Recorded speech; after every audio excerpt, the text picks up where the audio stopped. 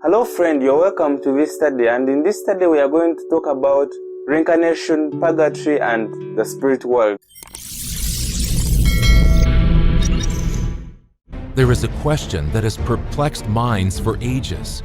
What happens after death? Morgan Freeman's The Story of God on National Geographic asks this question. What happens when we die?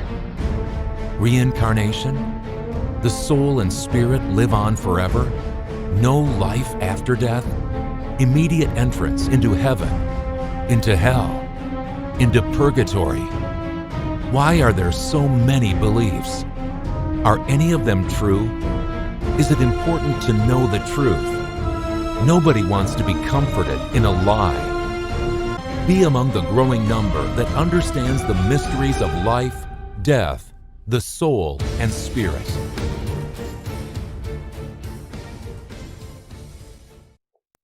What is reincarnation? Reincarnation is a belief that states basically that when a man dies, there is a certain entity that leaves man and continues to live on. And this entity, after death, is reborn into some other form of existence. So this kind of teaching is taught by so many religions out there, most especially in the Asian world, which include Jainism, Hinduism, we have Sikhism, and Buddhism. So basically it is the teaching which contains a certain central tenet that is called the karma. So this is a teaching that is all about cause and effect. That means that what you do in this life will later affect you in the next life. For example, if you are a good person, then in the next life when you get reborn, probably you are going to be on a higher existence than before. So this teaching, as we've seen, is based upon the immortality of the soul. That is, that the soul or a certain entity of man continues to exist after death. But as we discussed in the previous studies, that according to Genesis 2 verse 7, that man is made up of mainly two components. That is, the body plus the breath of life. And that gives us a living soul. And the Bible also teaches that souls die. In other words, there is no entity that leaves man at death that continues to live on. So what about the spirit world? This is one of the central teachings in the African traditional religion, and it's basically a belief that there are so many realms of the spirit world out there, and when we die, we join one of them depending on how you behaved in the previous life. For example, they teach that there are about 10 vibrational frequencies. 6 are above the physical realm where we live, and 4 are below the physical realm where we are. So the 4 are called negative vibrational frequencies, and the 6 that are above the physical realm are above. So basically they teach that your soul continues to live and you go to one of these realms after death depending on how you lived your life on earth. For example, if you're a good person, then probably you are going to go on a higher vibrational frequency. And if you're a bad person, then you go to a lower vibrational frequency. So we see again in this teaching that it is also based on the immortality of the soul, something that the Bible does not teach and is silent about. We shall handle this more as we continue in our study. So what is purgatory? Purgatory is a condition or a place where people who have died in grace are purified. For example, if you died and then you still have some impurities in your past life, then God takes you to this place and then you get purified. So this is basically a teaching that was formulated by the Catholic Church in the councils of Florence and Trent. You can find that in the Catechism, Article 12 and Section 3. So this teaching also is based on the immortality of the soul. That is, when man dies, there is something that continues to live after that. So the question is, why is it important for us to believe what the Bible teaches regarding this topic? So first of all, this doctrine of the immortality of the soul directly contradicts what the Bible teaches. For example, in the book of Genesis chapter 2 and verse 16, we read that, "And the Lord God commanded the man, saying, Of every tree of the garden thou mayest freely eat, but of the tree of the knowledge of good and evil thou shalt not eat of it, for in the day that thou eatest thereof thou shalt surely die." So basically this doctrine is a repetition of what the devil told Eve in the Garden of Eden. We read in the book of Genesis chapter 3 and verse 4, "And the serpent said unto the woman, You shall not surely die." So it's up to us to believe God or the serpent.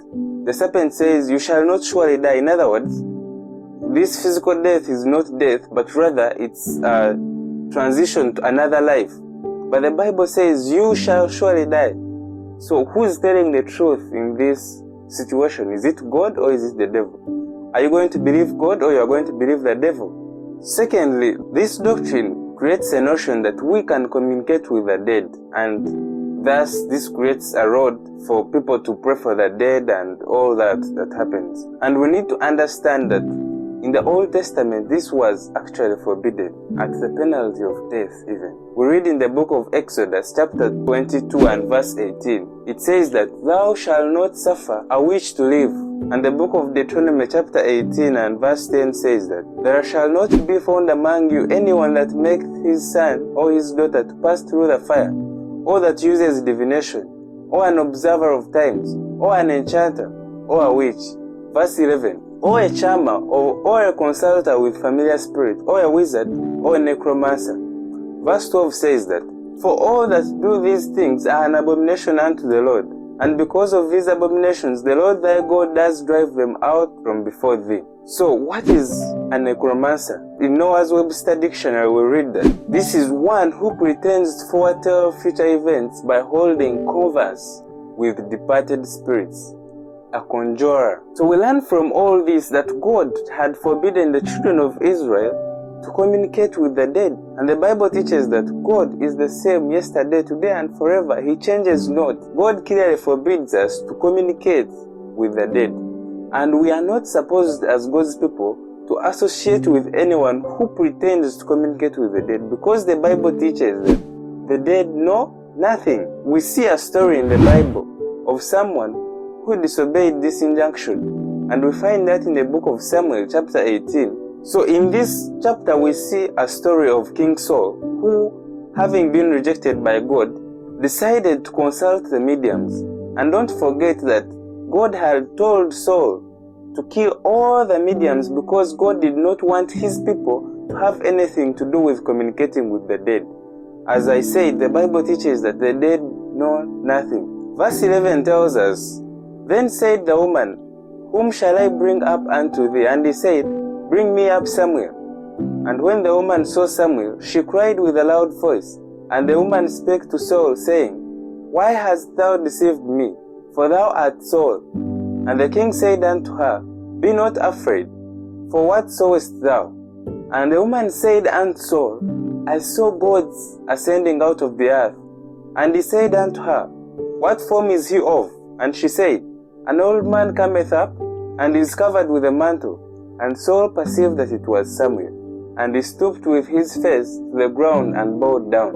So from this passage we see that the woman said that she was seeing gods. So this was not Samuel actually.